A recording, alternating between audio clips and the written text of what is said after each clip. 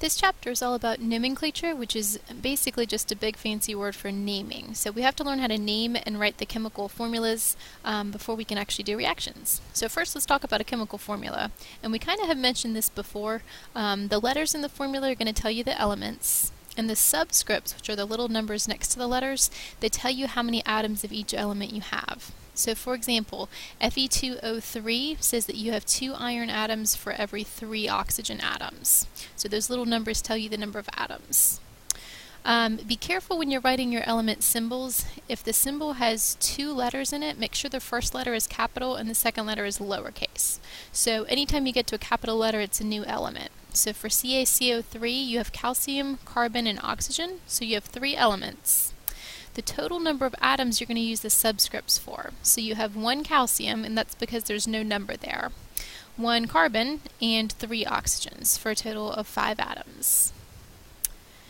The next one's a little bit more complicated because you have the parentheses, and that just means that you have 3 SO4s. So you have 2 aluminums, and then you have SO4, SO4, SO4. So you have 3 of them. So what you can do is distribute that 3 and multiply it by each of the subscripts within the parentheses. So first of all, we have 3 elements, aluminum, sulfur, and oxygen. And we have 2 aluminums, we have a total of 3 sulfurs, and we have a total of 12 oxygens.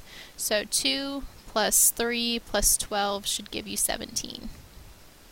You also could just add up the number of atoms within the parentheses, so 1 plus 4 is 5, and then multiply that by 3 out here, and that would give you the 15 here too.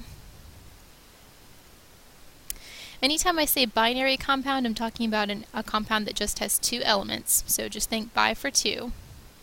And ternary means 3 elements, so ter is another prefix for 3. A lot of times you'll see tri, but in this case it's going to be 3. And before we can start, today we're just going to do ionic naming, and so first we need to review about ionic compounds. So remember, if it's ionic, that's an attraction of the positive and negative ions, and it's basically a transfer of electrons. Those electrons are going from the metal to the nonmetal. So the metal becomes positive, the nonmetal becomes negative, and then they stick together. Don't forget that the positive one, or the metal, fancy word for that is cation, is written first. So whenever you write an ionic compound, make sure your metal is written first. And just like in our last chapter, the overall charge of the compound is 0. So all your charges are going to end up balancing out in the end. And before you name something, the first thing you need to do is decide, is it ionic or is it covalent? Because there's a different set of rules for naming if it's ionic versus covalent. So before you even start, you need to ask yourself which one it is. And the way you can do that is by just looking at the elements. So ionic is always a metal and a nonmetal, whereas covalent is going to be all nonmetals. Once you figure out it's ionic, there's 3 rules to name it. The first rule is to name the first element exactly like it is on the periodic table. So your first element will be the metal. You're literally going to copy the name from the periodic table. The second element, so that's the nonmetal, you're going to change the ending to IDE. So if it's sulfur, it becomes sulfide. If it's oxygen, it becomes oxide. If it's chlorine, it becomes chloride. So you just chop off the ending and make it ide. Those 2 rules most people get pretty well. It's the third rule that people forget, so put a big star by that third rule. What you need to do is check if the metal is a transition metal. And remember, transition metals are in that D block in the middle of the periodic table. If it is a transition metal, you need to figure out the charge on the metal and use that as Roman numerals to show what it is. And I'll show you how to do this in just a minute. So first, pause this video if you need to and write that down in your notes. Alright, let's do a few examples. So all of these are ionic, that's the first thing. The first element you're going to write just like on the periodic table. So Na is sodium, so you write SODIUM. The next one is bromine, but since it's in a compound, to show that it's in a compound, we change the ending to IDE. So it becomes sodium bromide. The last thing you want to do is check if that metal is a transition metal. And sodium is not a transition metal, so we don't have to do anything else, and this is our finished answer.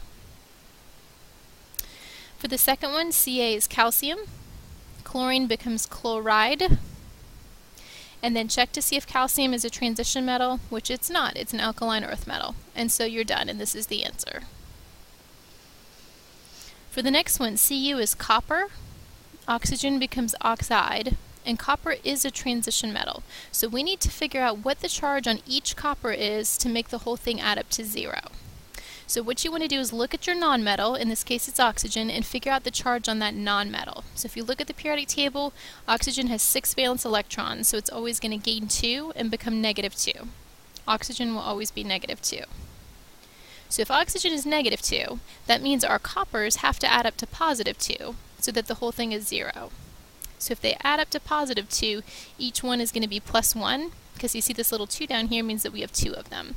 So if each one is +1, then that adds up to +2, which balances out the -2. So what you're going to do is use parentheses and a Roman numeral to show that +1 in parentheses. Here's the biggest mistake I see with this stuff. People assume that because there's a little 2 on here, that they're going to put a little 2 in the parentheses. Don't be that person. This number in parentheses does not tell you how many atoms you have. It tells you the charge on that metal, the charge on the first thing. Let's do another one of those. If you look at Fe, it's iron, so you just write IRON. Oxygen becomes oxide. And then we need to figure out the charge on iron. So again, start with oxygen. Oxygen has a -2 charge, but we have 3 of them. So our total negative part of this is -6, because each one is -2 and we have 3. So that means the positive part of it needs to add up to +6 so that it balances it out to 0. If this adds up to +6 and we have 2 atoms, each one is going to be +3. So in parentheses, you're going to put a +3. Notice that there's not a 2 there. A lot of people assume that you're going to put a 2 there instead. So make sure you know this is the charge. For the next one, K is potassium. Sulfur becomes sulfide. And potassium is not a transition metal, so you don't have to do anything else. You only have to do this Roman numeral thing if it's a transition metal. Sr is strontium. Phosphorus becomes phosphide. And strontium is not a transition metal. For the next one, you have cobalt and bromide. Cobalt is a transition metal, and this one's not too bad. Bromine is -1, so that means cobalt has to be +1. So in parentheses, don't forget your 1. And for the last one, Mn is manganese. Nitrogen becomes nitride. And then we do need to figure out the charge on manganese. So first we're going to look at nitrogen, which is a -3. That means this side has to add up to +3, but we have 3 atoms, so each one is going to be +1. Take a break here and you can try worksheet number 1, and hopefully you have some of those answers from class. Try worksheet number 1. There are some exceptions for binary naming for ionic. Lead and tin are not transition metals, so you'll notice that they're a little bit to the right of the transition metal block, but you still need to use Roman numerals for them because they could either be +2 or +4. So make sure you always use Roman numerals for those. The question you want to ask yourself is it a transition metal, lead, or tin? Transition metal, lead, or tin. If you get that stuck in your head, then you'll never forget those. There's 2 more exceptions that are transition metals, but they don't need Roman numerals. So silver and zinc, you'll notice, are in the middle of the D block, but they never change their charge. It's always the same, and so you don't use Roman numerals for them. And you do need to memorize these. You need to know that silver is always +1, and zinc is always +2. For zinc, I look at that Z, and you see how the Z looks like a 2, and that's how I remember that one. So make sure you memorize those 2 charges. So do use Roman numerals for lead and tin, do not use it for silver and zinc. The next thing is how to write these formulas. So when you're doing ionic formulas, it's basically what we learned in the last chapter. First you're going to write the symbols, then you write the charges, you crisscross it down, and simplify if you need to. The only catch here is that if it's a transition metal, you won't be able to look up the charge on the periodic table, so you have to look at those Roman numerals. That's the whole purpose of writing those Roman numerals. So let's see what we get here. Copper is Cu, oxygen is O, and then you need to put your charges. So oxygen, you can look at the periodic table, has a -2 charge. Copper is a transition metal, so you have to use this Roman numeral here to figure out what the charge is, and it's telling us that it's +2. So when you cross those down, you get Cu2O2, but don't forget to simplify. So a 2-to-2 ratio is the same as a 1-to-1 ratio. For zinc bromide, zinc is Zn, bromine is Br, and then put your charges. Bromine is a -1, Zinc is a transition metal, so I would look for a Roman numeral, and there's no Roman numeral either, which means you had to memorize this one. So remember, Z looks like a 2, so zinc is +2. So when you crisscross those down, you get 1 for zinc and 2 for bromine. For the next one, copper is Cu, oxygen is O. So for the copper, the Roman numeral is telling us the charge is +1. Oxygen, you can look up on the periodic table, is -2. So when you cross those down, you get 2 for the copper and 1 for oxygen. Try the next ones by yourself and then look up here and check your answers.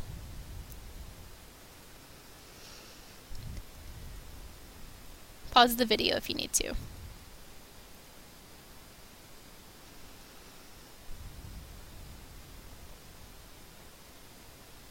And a few that I wanted to note, notice that lead has a 4. This is a Roman numeral 4. Sulfur was 2, so when you cross that down you get 2 and 4, but that has to be simplified to a 1:2 ratio. And down here, silver oxide, silver is a transition metal, so you don't know the charge, so you had to memorize it. So since it doesn't have Roman numerals. So remember, silver is +1. And the last thing for today is if we involve a polyatomic ion. And we talked about that last chapter. It's a group of atoms that has an overall charge. Most of these are going to end in either ite or ate, which just means that it has oxygen.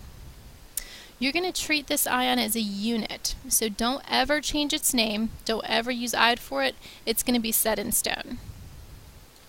And if you have a subscript that's more than 1, you do need to put the polyatomic ion in parentheses, and I'll show you how to do that too. So you don't have to if it's 1, but if it's anything greater, you need to put the polyatomic ions in parentheses. And never ever change those subscripts within the polyatomic ion. So don't change the name and don't change the subscripts. When you're naming, you're just going to name the positive one first, name the negative one without the ide if it's a polyatomic ion, and then again use Roman numerals. So for example, the first one is Ba, which is barium. SO4 you had to memorize is sulfate, so it's just barium sulfate. You don't need Roman numerals because barium is not a transition metal. NH4 is ammonium, you had to memorize that, and OH is hydroxide, you had to memorize that too. So the reason I had you memorize those is so that you can look at a compound and recognize when you see a polyatomic ion.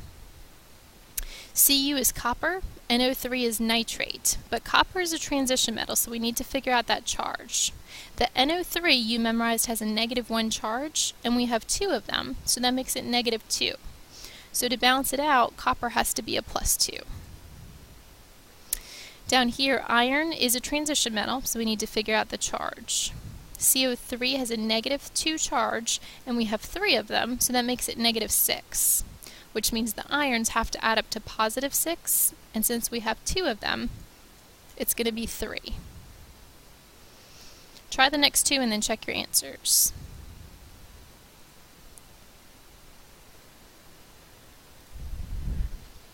The last thing is if you go backwards, use the same crisscross method, but remember to use parentheses if you have something more than 1. And be careful with hydroxide. That's the one that a lot of people forget to use parentheses for. So for example, the first one, aluminum is Al, sulfate is SO4. So for aluminum, you're going to put a +3, sulfate you put in -2, and then you cross those down, but notice that I put parentheses around the sulfate because this 3 is bigger than 1. For the next one, ammonium is NH4, carbonate is CO3. Ammonium has a +1 charge and carbonate is a -2. So when you crisscross it down, again, notice that I have parentheses around the ammonium because that number right there is greater than 1. You don't need parentheses around the carbonate because you just have 1 of them. If you want to put it, that's fine. I'm not going to count off points, but you don't have to. For the next one, tin is Sn, and remember this 4 is not telling us we have a subscript for, it's telling us the charge is 4. Phosphate is PO4 with a -3, so when you cross it down, the 3 comes down to tin, the 4 comes down to the phosphate, and again, don't forget your parentheses. Try the last 3, pause the video and try them, and then check your answers.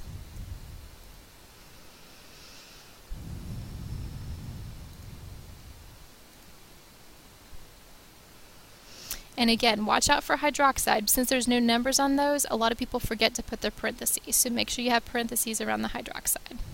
And that's it. Worksheets 1, 2, 3, and 4 can be done for homework. That's it for today.